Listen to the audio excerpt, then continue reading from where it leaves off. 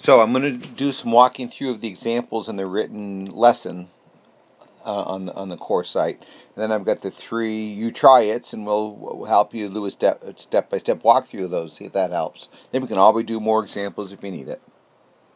So I'm seeing this first example, and what I would do is you want to get the radical by itself, because if I'm taking the square root, I want to get rid of the square root, because that's the problem. So and the way I get rid of it is by squaring it, right? So I'm going to divide both sides by 2 to get the square root by itself. So x minus 7 has to equal 4. And now to get rid of the square root, I'm going to square both sides of this equation. And of course, when you square a square root, they disappear. Like, right? If I have the square root of 2 times the square root of 2, that's the square root of 4, and the square root of 4 is 2. So what happens is when you square a square root, the square root disappears, right? So x minus 7 has to equal 16, and then I'm going to add 7 to both sides, and x equals, well, what is that, 23? And then I should always check my work to make sure I did it. I don't always do this, and I get myself in trouble when I don't. 23 minus 7. Well, let's see. 23 minus 7 is a 16, I believe. And the square root of 16 is 4. And 2 times 4 is 8. So that's the correct answer. Last equation, to isolate the radical, we had to divide by a number, because that was be multiplied. So here, we're going to subtract a number. So we'll subtract 3. And then what that gives me is, let's see, what is that? 27 minus 3x has to equal x minus 3x. And then just like in the last problem, we're going to square both sides to get rid of that radical. So the left-hand side's easy. That's 27 minus 3x, because the square root, remember the square root being squared cancels each other out. Those are inverse operations. And then, but the trouble is, on this right-hand side, we get a binomial squared, which means when you see a binomial squared, you got to write it twice, and then you have to FOIL it. You have to multiply it out. What you don't want to do is write x squared plus 9 or x squared minus 9. That's the mistake that people make. So don't make that mistake. So can I erase what I just wrote there? So then I'm going to multiply out that binomial or FOIL it. So I've got x squared, I've got a minus 3x, another minus 3x is a minus 6x, and then a negative 3 times negative 3 is a 9. So x squared minus 6x plus 9. Now, just like you did back in the first lesson, you have a quadratic equation. I know it's quadratic because I've got an x squared term. I'm going to set this equation equal to 0. So what I'm going to do is I'm just going to move everything over to the right. So 0 equals x squared, and then I'm going to have negative 6x, and then I'm going to add 3x. Maybe I better write that out for some of you. So plus 3x, negative 6x plus 3x is negative 3x. And then I'm going to subtract 27. 9 minus 27 is, let's see, what, negative 18 is it? So then we got to we could use a quadratic formula if you wanted to complete in the square, but I believe this is going to factor pretty easily to x minus 6, x plus 3, because 6 times 3 is 18, and I need to have them add or subtract in this case to get negative 3. So alright, so then we've got these two factors. When are they equal to 0? When x equals 6, we've got a 0. And when x equals negative 3, we've got a 0. So once we have the two solutions, the important thing about radical equations is you have to check your answers, because it's possible that one of these doesn't work. We call them extraneous roots. So I've got this equation here. I've got 27 minus 3 times something plus 3 has to equal 3. Has to equal whatever we substitute in, not 3, sorry. So when x equals 6, say, If I replace 6 in there and 6 in there, let's see, 9 times 3 is 18. 27 minus 18 is 9. The square root of 9 is 3. Plus 3 is equal to 6. So 6 is a solution. That's good. Now we do the same thing with negative 3. See if that works. So I'm going to replace negative 3 in here, negative 3 in here. So negative 3 times negative 3 is 9. So 27 plus 9 is 36. The square root of 36 is 6. Plus 3 is 9, but that isn't equal to negative 3, which is what the other side is. So this negative 3 solution is not a solution for the original equation. What happens is we did all this algebraic manipulation to make it a quadratic, and that will often introduce an extraneous root. Not every time. Okay. So here's the first the you try it one. So what I'd like to do is have you kind of stop the video. I mean, you can see the answers, I mean, on the course site, but stop the video, try it, come back and watch me solve it if that helps you. So what am I going to do to solve this equation? Well, I guess the first thing I'm going to do is subtract 3 from both sides.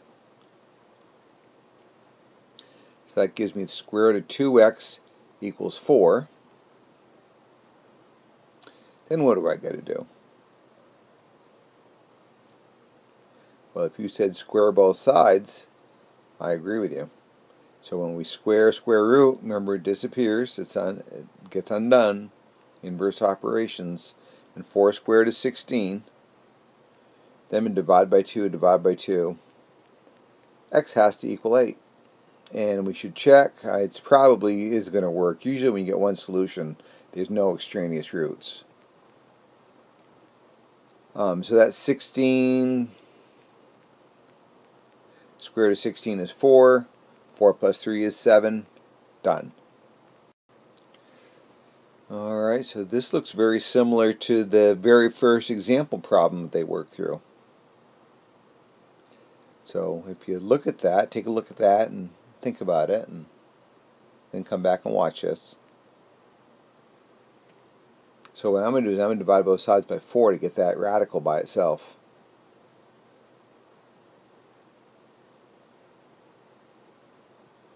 Then to get rid of the radical, I'm going to square both sides of this equation. And then I'm going to add 7 to both sides, and that should be the answer. X equals, what is that, 32? So let's look. 4 square roots of 32 minus 7 equals 20. That's 4 square roots of 25. Square root of 25 is 5, and 4 times 5 is 20, so that is the solution. So here's another one. Let's see. So this is like that second example. That was nice of them to do that for us. So think about it. Go ahead and try it. Come back and watch me solve it. So plus 6 plus 6. The square root of 2x plus 3 has to equal, well, I'm going to write this as 6 minus x. It's also okay to write it as negative x plus 6. Then I'm going to square both sides of this to get rid of the radical on the left. And when I got a binomial, remember I've got to square it. I don't want to write 36 minus x squared, but I've got to FOIL it out. So what is that? 36. Then it's minus 6x. Another minus 6x is negative 12x. And then negative x times negative x is positive x squared. So that's what's over here. And I write 12. Oh my. Let's see. Now I see a quadratic equation because I've got an x squared term. So that means set it equal to 0. So I'm going to subtract 2x, subtract 2x. I'm also going to subtract 3, subtract 3. So 0 on the left, 33 minus 14x plus x squared. Now I don't know about you, but I like to have my x squareds come first. Putting it in standard form like this, descending order, really helps me to see how to factor this. And the other thing I typically like to do, though I'm not as bad about this, I like to have my equation on the left. Sometimes it helps me, though. Again, that doesn't really matter. So what factors to give me 33, positive 33, that will add to give me negative 14? Well, I know there's an x and an x. And I'm seeing a positive and a negative, so that tells me the only way I can get a positive and still have a negative in the middle if both things are negative. So that means whatever the factor that I'm looking for are going to add to 14. Well, 11 times 3 is 33, and 11 plus 3 is 14. So 11 and 3 are my two choices. They're equal to 0. So when is this equal to 0? When x equals 11. When is this equal to 0? When x equals 3. Now we should go back up here and take a look at our original equation. So I should have not, I didn't want to write x there. I want to write a parenthesis. They won't let me now. Okay, so this is going to be, we're going to replace x with some number. Okay, I'll put a fat parenthesis there. So the two numbers I want to try are 11. So the square root of 2 times 11 plus 3 minus 6 has to equal negative 11. Well, let's see. So that's going to give me 22. 22 plus 3 is 25. Square root of 25 is 5. 5 minus 6 is not negative 11. So 11 is not a solution. So now let's come back and try 3. So for 3, I'm going to write a 3 here and a 3 here. So that's going to give me what? 2 times 3 is 6, plus 3 is 9. Square root of 9 is 3. Minus 6 is equal to negative 3. Well, 3 minus 6 is negative 3, and that's what's supposed to be over here is negative 3, so that is the only solution.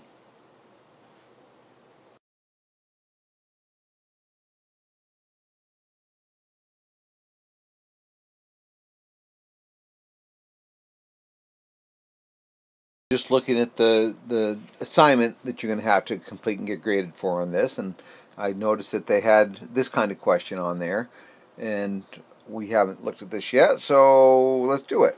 So I'm going to, same kind of deal, we're going to subtract 1 from both sides.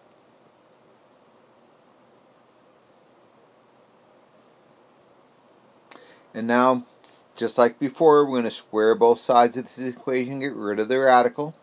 That leaves me x squared plus 7x. And on this side, remember, we're going to write x minus 1 twice and FOIL it. That gives me x squared minus 2x plus 1.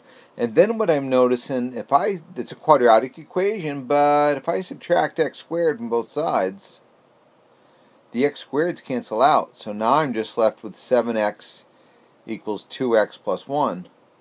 So because this is just a linear equation now, I know there's only going to be at the most one answer. Okay, so to solve this, we're going to subtract 2x.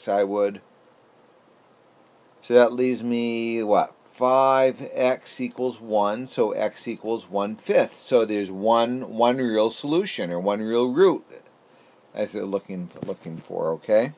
And there's no extraneous roots, because it wasn't a quadratic equation. Usually extraneous roots come up when you have a quadratic equation that's formed, and you got to solve that. Okay?